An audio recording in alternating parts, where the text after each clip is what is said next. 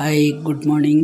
त्वमेव माता च पिता त्वमेव बन्धुश्च सखा त्वमेव विद्या द्रविणं त्वमेव सर्वं मम देवदेव। ശ്രീമദ് ഭഗവത്ഗീത 2-ാം അധ്യായം സാഖ്യയോഗം. നമ്മൾ 30-ാമത്തെ ശ്ലോകത്തിലാണ് എത്തിയിരിക്കുന്നത്. ദേഹി നിത്യമവധ്യോയം ദേഹി സർവസ്യ ഭാരത തസ്മാത് സർവാണി ഭൂതാനി നത്വം ശോചിതുമർഹസി. ദേഹമേതാകിലും ജീവൻ നാശമേൽക്കില്ല ഭാരത, അതിനാൽ ഭൂതജാലത്തിൽ ഖേദമേൽക്കേണ്ടതില്ല നീ. ശ്രീകൃഷ്ണ ഭഗവാൻ വീണ്ടും വിശദീകരിക്കുകയാണ്. ഹേ ഭാരത, സർവസ്യ ദേഹേ അയം ദേഹി നിത്യം അവധ്യ തസ്മാത് സർവാണി ഭൂതാനി ത്വം ശോചിതും ന അർഹസി. ഇതിനു മുന്നേ പറഞ്ഞ കാര്യങ്ങൾ തന്നെയാണ് വീണ്ടും ഒന്നും കൂടെ ഉറപ്പിക്കുകയാണ്. കാരണം എങ്ങനെയെങ്കിലും അർജുനനൊരു കുറച്ച് ഉണർവ് ബൂസ്റ്റ് കൊടുത്ത് ഹോർലിക്സ് ബൂസ്റ്റ് കൊടുത്ത് ഉണർവ് വരുത്തി ഇങ്ങോട്ട് കൊണ്ടുവരണ്ടേ. അതിനു വേണ്ടിയിട്ട് വീണ്ടും പറഞ്ഞത് ഒന്നും കൂടെ ഉറപ്പിച്ച് പറയുകയാണ്. കാരണം മനസ്സിൻ്റെ ഉള്ളിലേക്ക് കയറ്റുകയാണ്. ഞാൻ കഴിഞ്ഞ ദിവസം പറഞ്ഞ മാതിരി നമ്മൾ കുട്ടികളെ കണക്ക് പഠിപ്പിക്കുമ്പോൾ അവർക്ക് ആദ്യമോ രണ്ടാമതോ മൂന്നാമതോ പറഞ്ഞാൽ ചിലപ്പോൾ ഒന്നും മനസ്സിലാവില്ല. പിന്നെയും അത് പറഞ്ഞു കൊടുത്ത് അവൻ്റെ മനസ്സിലേക്ക് ഇട്ട് കൊടുക്കുകയാണ്. ഇനി നീ തെറ്റിക്കരുത് എന്ന് പറയുന്ന പോലെ. അതേപോലെ ഈ കാര്യങ്ങൾ തന്നെ വീണ്ടും ദേഹവും ആത്മാവും തമ്മിലുള്ള വ്യത്യാസം. ദേഹം നശിച്ചു പോകുന്നു, ആത്മാവ് ഒരിക്കലും നശിക്കുന്നില്ല. അതുകൊണ്ട് നീ ഒന്നിനെ പറ്റിയും ദുഃഖിക്കേണ്ടെന്ന് വീണ്ടും അർജുനന് പറഞ്ഞു കൊടുക്കുകയാണ് ഭഗവാൻ. ഹേ അർജുന, എല്ലാവരുടെയും ദേഹത്തിൽ കുടികൊള്ളുന്നതാണ് ഈ ആത്മാവ്. ആ ആത്മാവ് ഒരിക്കലും വധിക്കപ്പെടുന്നില്ല. അതിനാൽ മറ്റുള്ള ജീവികളെ പറ്റിയിട്ട്, അതായത് നമ്മൾക്കിപ്പോൾ ഇവിടെ മറ്റുള്ള ജീവികൾ എന്ന് പറയുന്നത് നമ്മുടെ യുദ്ധത്തിന് എതിരായിട്ട് വന്ന് നിൽക്കുന്ന ആൾക്കാരല്ലേ. ഒരു ജീവികളെ പറ്റിയിട്ടും, എല്ലാവർക്കും ദേഹമുണ്ട് ആത്മാവുമുണ്ട്. അതുകൊണ്ട് മറ്റ് ജീവികളെ പറ്റിയിട്ടൊന്നും നീ ദുഃഖിക്കേണ്ട ആവശ്യമില്ല. എല്ലാ ജീവികളിലും എന്താണ് നിലനിൽക്കുന്നത്? ആത്മാവ് സ്വീകരിച്ചിരിക്കുന്ന ഒരു പുതപ്പ് അല്ലേ. നമ്മൾ ഇന്നലെ കഴിഞ്ഞ ദിവസം ശ്ലോകത്തിൽ പറഞ്ഞ പോലെ അതിൻ്റെ ഒരു പുതപ്പാണ് ദേഹം. അപ്പോൾ ആ ദേഹം മാത്രം, പുതപ്പ് പിന്നിപ്പോവുമല്ലോ, അതുപോലെ തന്നെ ദേഹം മാത്രമേ നശിക്കുന്നുള്ളൂ.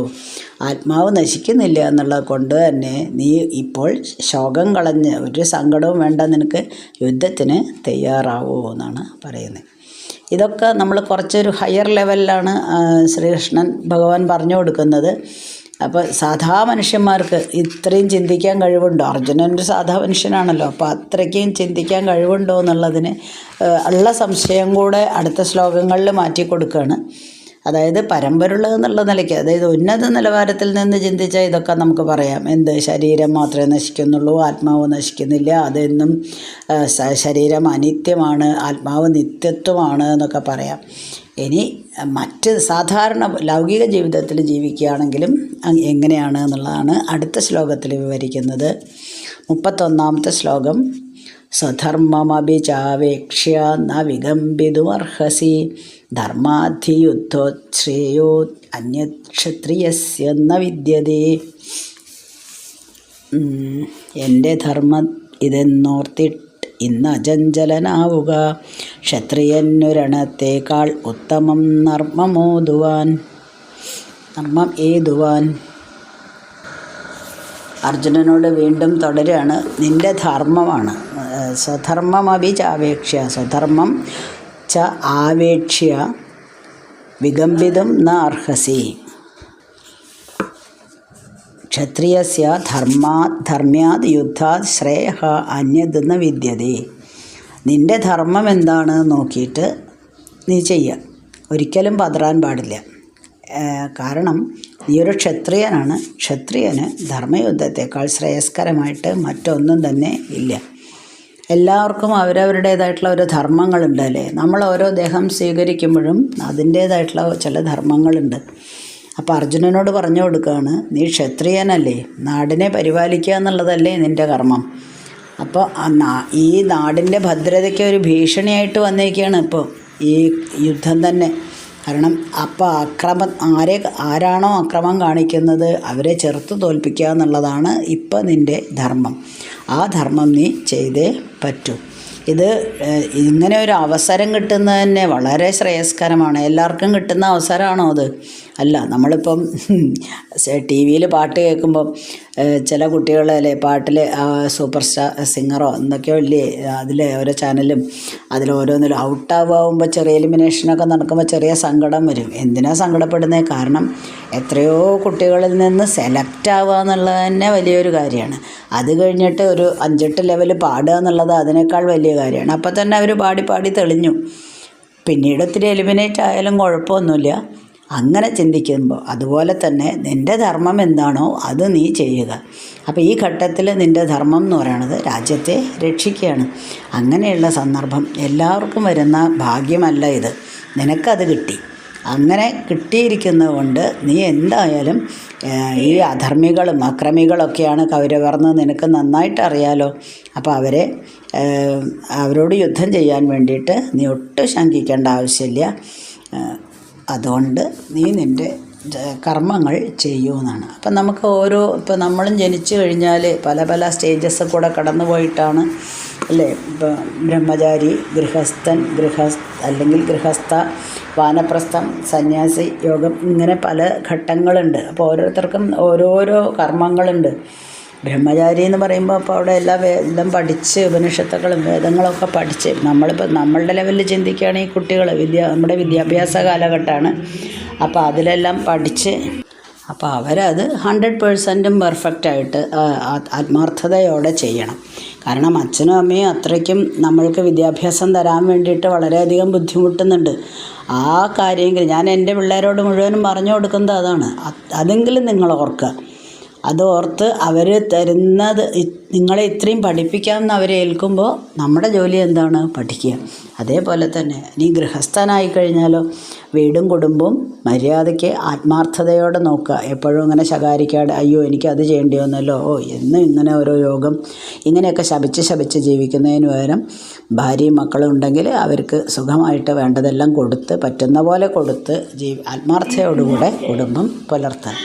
ഇനി വീട്ടമ്മയാണെങ്കിലോ സാധാരണ ഒരു വീട്ടമ്മയുടെ ജോലി എന്ന് പറയുന്നത് ഭർത്താവിനെയും കുട്ടികളെയൊക്കെ ശുശ്രൂഷിച്ച് നിൽക്കുക എന്നുള്ളത്. ജോലി വേണ്ടാന്നല്ല, വേണമെങ്കിൽ ആവാം. പക്ഷേ ഒരു അഡ്ജസ്റ്റ്മെൻറ്റിൽ അവർക്ക് വേണ്ടതെല്ലാം ചെയ്തു കൊടുത്ത് ബാക്കി നേരം നമുക്ക് നമ്മുടേതായിട്ടുള്ള കാര്യങ്ങൾ ചെയ്ത് ജീവിക്കാൻ പറ്റുമെങ്കിൽ അങ്ങനെ ജീവിക്കാം. അല്ലാതെ എൻ്റെ സ്വന്തം കാര്യം മാത്രമേ ഞാൻ നോക്കുള്ളൂ എന്നുള്ള നിലയ്ക്ക് ജീവിച്ചിട്ടുണ്ടെങ്കിൽ ചിലപ്പോൾ ജീവിതത്തിൽ വിജയം നേടണമെന്നില്ല കേട്ടോ. അങ്ങനെ അല്ലാത്തവരുണ്ട്. എക്സെപ്ഷണൽ കേസ് എല്ലാറ്റിലും ഉണ്ടല്ലോ. അപ്പോൾ അല്ലാത്തവരും ഉണ്ടാവാം. സാധാരണ ഒരു ധർമ്മമാണ് പറഞ്ഞു തരുന്നത്. ഇനി വാനപ്രസ്ഥത്തിൽ എല്ലാം ഈ ലൗകിക ബന്ധങ്ങളൊക്കെ കുറേശ്ശെ വിട്ട് ഈശ്വരൻ എന്താണെന്ന് അറിയുക. പരിപൂർണമായിട്ടും ഈശ്വരനെ അറിയാൻ ശ്രമിക്കുക. ഈശ്വരനിലേക്ക് ഇങ്ങനെ പോകാനുള്ള കാര്യങ്ങൾ ചെയ്തു തീർക്കുക. അത് കഴിഞ്ഞ് സന്യാസയോഗത്തിൽ പൂർണ്ണമായിട്ടും ഭഗവാനിലേക്ക് നമ്മൾ അടുക്കുക. അപ്പോൾ ഇങ്ങനെ ഓരോരുത്തർക്കും ജീവിതത്തിൽ വന്നു കഴിഞ്ഞാൽ ഓരോ കർമ്മങ്ങളുണ്ട്. അപ്പം നിൻ്റെ കർമ്മം എന്ന് പറയുന്നത് ഈ ക്ഷത്രിയ ധർമ്മമാണ്. അത് നീ ഒരിക്കലും വേണ്ടാന്ന് വയ്ക്കരുത്. അപ്പോൾ ഈ ഒരു നാടിൻ്റെ സംസ്കാരത്തെ കാത്തു സൂക്ഷിക്കുകയും ശത്രുക്കളുടെ ആക്രമണത്തിൽ നിന്ന് നമ്മുടെ നാടിനെ രക്ഷിക്കുകയും അതിന് കഴിവ് വേണം. അതിന് കഴിവ് തന്നെ വേണം. കാരണം നല്ല ഉത്സാഹമുള്ള ആൾക്കാർ ഇപ്പോൾ പോലീസിലൊക്കെ റിക്രൂട്ട്മെൻറ്റ് കണ്ടിട്ടില്ലേ, നല്ല കഴിവുള്ള ആൾക്കാരെ മാത്രമേ ഇങ്ങനെ ക്ഷത്രിയന് ആവാൻ പറ്റുള്ളൂ. അപ്പോൾ ക്ഷത്രിയനായി കഴിഞ്ഞ സ്ഥിതിക്ക് നീ ക്ഷത്രിയനാണല്ലോ, അതുകൊണ്ട് നീ ഒരിക്കലും ഒരു നിരുത്സാഹത കാണിക്കരുത്, ഉദാസീനമായിട്ടിരിക്കരുത്, ഒരിക്കലും ഭീരു ആവാനും പാടില്ല. അപ്പോൾ സംരക്ഷണാർത്ഥം യുദ്ധം ആവശ്യമാണെന്ന് കണ്ടാൽ ഒരു മടിയും കൂടാതെ അത് നീ ചെയ്യണം. ഇതൊരു നല്ല അവസരം നിനക്ക് കിട്ടിയിരിക്കുന്നതാണ്. അത് മഹാസൗഭാഗ്യമായിട്ട് കരുതണം. എന്നിട്ട് യുദ്ധം ചെയ്യണം. ഇങ്ങനെ ഓരോന്ന് പറഞ്ഞ് ഉപദേശിച്ചു കൊടുക്കുകയാണ്. ഇത് നിൻ്റെ ധർമ്മം മാത്രമാണ്. നീ ഇനി യുദ്ധക്കളത്തു നിന്ന് ഓടിപ്പോയാൽ, ഞാൻ ചെയ്യുന്നില്ല, അതല്ലേ ആദ്യം പറഞ്ഞത്, ഞാൻ ചെയ്യുന്നില്ല എന്ന് പറഞ്ഞ് ഓടിപ്പോയാൽ എന്താ സംഭവിക്കുക? അതാണ് 33-ാമത്തെ ശ്ലോകത്തിൽ പറയുന്നത്.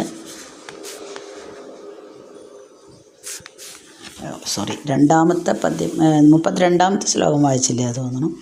യദൃശ്ചയാ ചോപവന്നം സ്വർഗദ്വാരമപാവൃതം സുഖിനക്ഷത്രിയാ പാർത്ഥ ലഭന്തേ യുദ്ധമീദൃശം.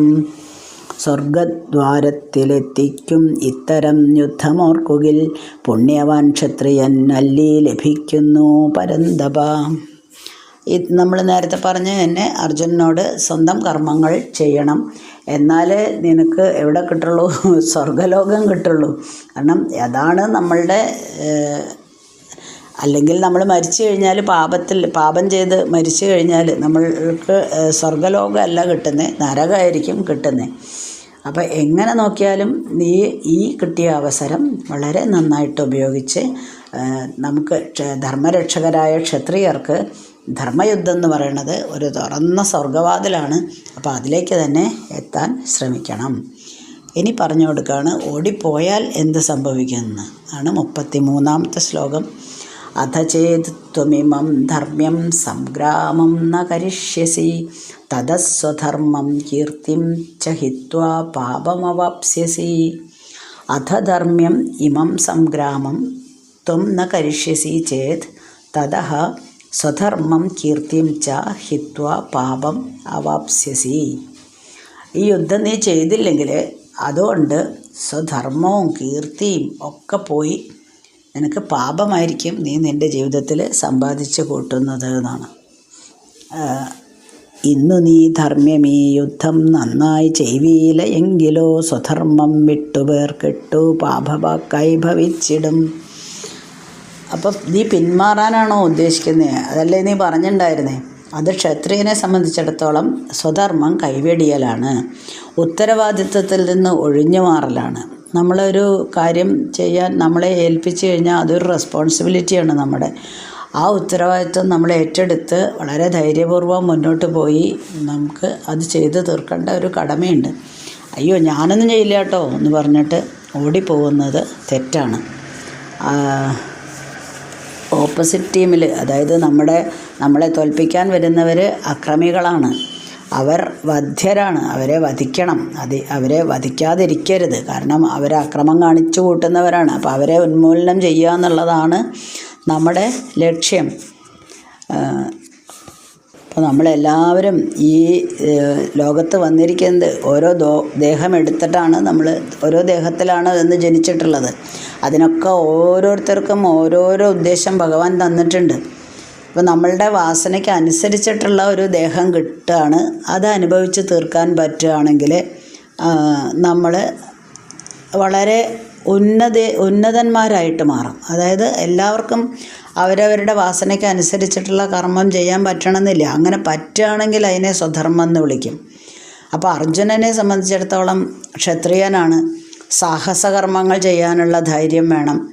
അതൊക്കെ ക്ഷത്രിയന്മാർക്ക് പറഞ്ഞിട്ടുള്ളതാണ്. സ്ഥാനമാനങ്ങൾ ആഗ്രഹിക്കാം, രാജ്യങ്ങളൊക്കെ കെട്ടി നമ്മളിലേക്ക് വാങ്ങി, അതായത് ശത്രു രാജ്യത്തിനെ യുദ്ധം ചെയ്ത് തോൽപ്പിച്ച് നമുക്കതെല്ലാം കൈയടക്കാം, രാജാവാവാം, അതായത് സ്ഥാനമാനങ്ങൾ കിട്ടും.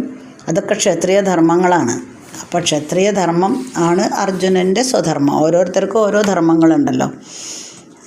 അങ്ങനെ നമ്മൾ ചെയ്തില്ലെങ്കിൽ എന്താണ് സംഭവിക്കുക? നമ്മൾക്ക് നമ്മുടേതായിട്ടുള്ള ഒരു ജന്മം കിട്ടി. നമ്മുടെ കാര്യമാണെങ്കിലും ഇപ്പോൾ അർജുനനോടാണ് പറയുന്നതെങ്കിലും ഇതെല്ലാം പൊതുജനങ്ങൾക്കുള്ള തത്വങ്ങളാണല്ലോ. അപ്പം നമ്മളോടും പറയുന്നത് അതാണ്, നമ്മുടെ വാസനകൾക്ക് അനുസരിച്ചിട്ട് വേണം നമ്മൾ ജീവിക്കാൻ. അങ്ങനെയുള്ള പ്രവൃത്തികൾ നമ്മൾ ചെയ്യണം. അത് ചെയ്യാൻ പറ്റിയില്ലെങ്കിൽ ആ വാസനകൾ അവിടെ കിടക്കും, നശിക്കാതെ ഉള്ളിൽ കിടക്കും. വീണ്ടും വീണ്ടും പുതിയ വാസനകൾ അതിലേക്ക് വന്ന് ചേരും. അപ്പോൾ എന്താണ്, പഴയതും പുതുതും ഒക്കെ കൂടെ തിങ്ങി നിറഞ്ഞ് ആകപ്പാടെ എവിടേക്കും ഉള്ളിലുണ്ട്, പക്ഷെ ഒന്നും പുറത്തെടുക്കാൻ പറ്റുന്നില്ല. അങ്ങനെയുള്ള ഒരവസ്ഥ വരും. അത് ഒട്ടും ശരിയല്ല. അപ്പോൾ അർജുനന് വേണമെങ്കിൽ നിനക്ക് ഓടിപ്പോവാം, പക്ഷേ ഓടിപ്പോയാലോ നിനക്ക് മനസ്സമാധാനം ഉണ്ടാവുമോ? ഇല്ല, ഒരിക്കലും ഉണ്ടാവില്ല.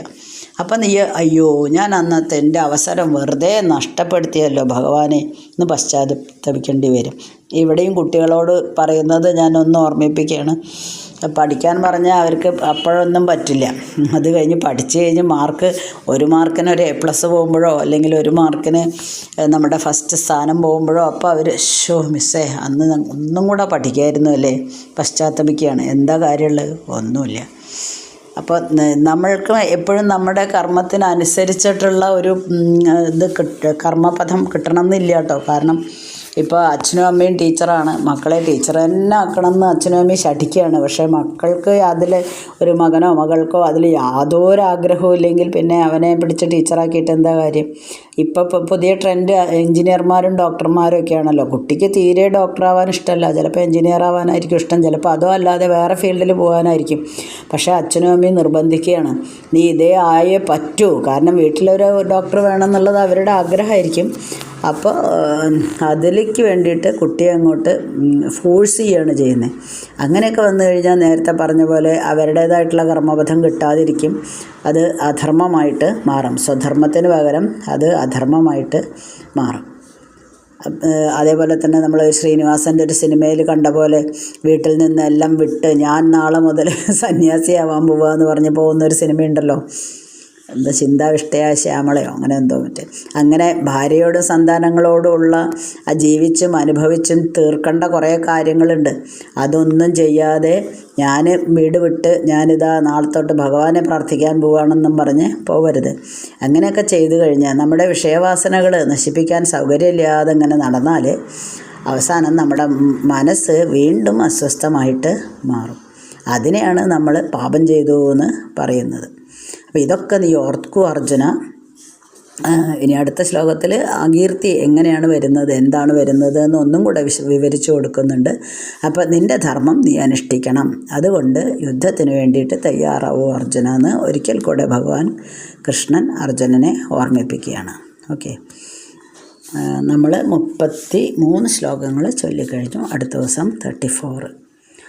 അസ്മിൻ പരാത്മന്നനുപാത്മകൽപ്പേതുമിത്തമുത്ഥാപിത പത്മയോനി അനന്തഭൂമാമരോഗരാശിം നിരുന്ധിവാദാലയ വാസവിഷ്ണോ.